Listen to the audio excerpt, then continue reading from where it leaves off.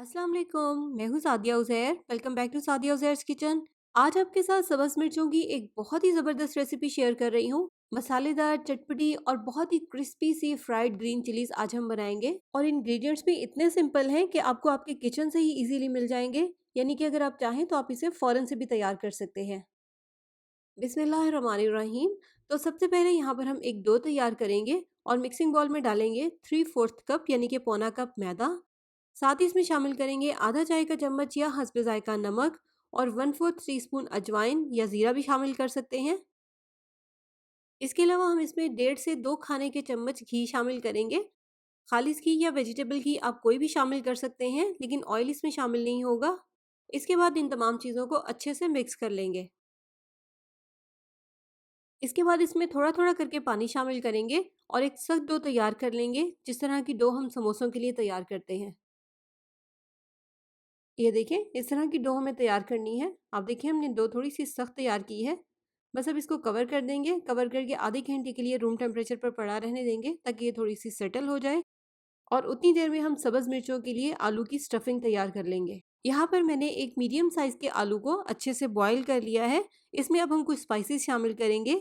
1 से डेढ़ चाय का चम्मच या हस्बे जायका इसमें जाएगा चाट मसाला पाउडर, 2 खाने के चम्मच बारीक चॉप की हुई प्याज, बारीक कटा हुआ हरा धनिया, आधा चाय का चम्मच या हस्बे जायका कुटी हुई लाल मिर्च। चाट मसाला पाउडर में भी मिर्चें शामिल होती हैं। इसके अलावा हमने इसकी फिलिंग ग्रीन चिलीज में करनी है, तो इसलिए आप अपने टेस्ट के अकॉर्डिंग इसमें कुटी हुई लाल मिर्च शामिल करें।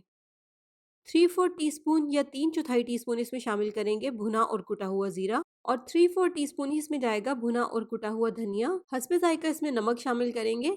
इसके अलावा आप इसमें लेमन जूस भी ऐड कर सकते हैं, या अगर आप चाहें तो आप इसमें चीज़ और चिकन की स्टफिंग भी कर सकते हैं, जिस तरह भी आपकी चॉइस हो। इसके अलावा मिक्सिंग के दौरान ही यहाँ पर मैंने इसमें थोड़ी सी हल्दी भी शामिल की है। इसके अलावा इसमें शामिल करेंगे 2 खाने के चम्मच घी या ऑयल। इससे जो स्टफिंग है वो रूखी सी नहीं रहेगी, एक मज़े का फ्लेवर आ जाएगा। तो मसाला तैयार करने के बाद नेक्स्ट यहाँ पर मैंने बड़े साइज़ की मिर्चें ली थी। एक कट लगाने के बाद इनके इस तरह से बीज निकाल लिए हैं। आप देखें मिर्चें अंदर से बिल्कुल क्लियर हैं। बड़े साइज़ की जो भी मिर्चें आपको ईज़िली अवेलेबल हो आप ले सकते हैं। इसके बाद इन मिर्चों में हम आलू की स्टफिंग कर लेंगे और बहुत अच्छे से इनकी स्टफिंग करनी है, कोई भी जगह खाली ना रहे। तो ये देखें सारी मिर्चों में हम सेम इसी तरह से स्टफिंग करेंगे। अब नेक्स्ट जो हमने मैदे से डो तैयार की थी वो लेंगे और बेलन की मदद से इसको इस तरह से लंबाई में बेल लेंगे। समोसा पट्टी को जितना हम बारीक रखते हैं उतना ही बारीक यहाँ पर मैंने इसको रखा है। साइडों से इसकी इस तरह से कटिंग कर लेंगे और फिर उसके बाद सारी डो की इस तरह से स्ट्रिप्स में कटिंग कर लेंगे। साइडों पर जितनी भी एक्स्ट्रा फालतू डो है उसको हटा देंगे।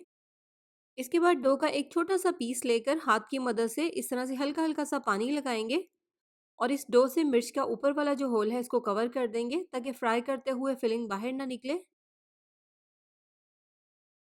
इसके बाद इस तरह से डो की एक स्ट्रिप लेंगे और इस सारी स्ट्रिप के ऊपर एक साइड पर हल्का हल्का सा पानी लगा देंगे ताकि इसकी बाइंडिंग अच्छे से हो। और इसके बाद सब्ज मिर्च का जो ऊपर वाला सिरा है इसको हम इस पट्टी के ऊपर रखेंगे। इसके बाद इस तरह से रोल करते हुए इस डो की पट्टी में इसको लपेट देंगे। तो अगर आपको ये रेसिपी पसंद आ रही है तो साथ साथ वीडियो को लाइक और शेयर भी ज़रूर कर दीजिएगा। इसके अलावा अगर आपने अभी तक मेरे चैनल को सब्सक्राइब नहीं किया तो सब्सक्राइब करके नोटिफिकेशंस भी ज़रूर ऑन कर लीजिएगा, ताकि आपसे इस तरह की नई आने वाली कोई भी रेसिपी वीडियो मिस ना हो। इसके बाद इस तरह से लास्ट से भी हमने इसकी बहुत अच्छे से बाइंडिंग करनी है। तो ये देखें सेम इसी तरह से हम सारी स्टफ़ की हुई मिर्चें तैयार कर लेंगे।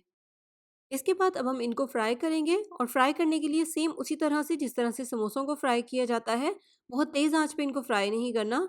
मीडियम लो फ्लेम पर इनको फ्राई करेंगे ताकि जो सब्ज़ मिर्च के ऊपर वाला कलर है वो बहुत अच्छे से फ्राई होकर क्रिस्पी हो जाए।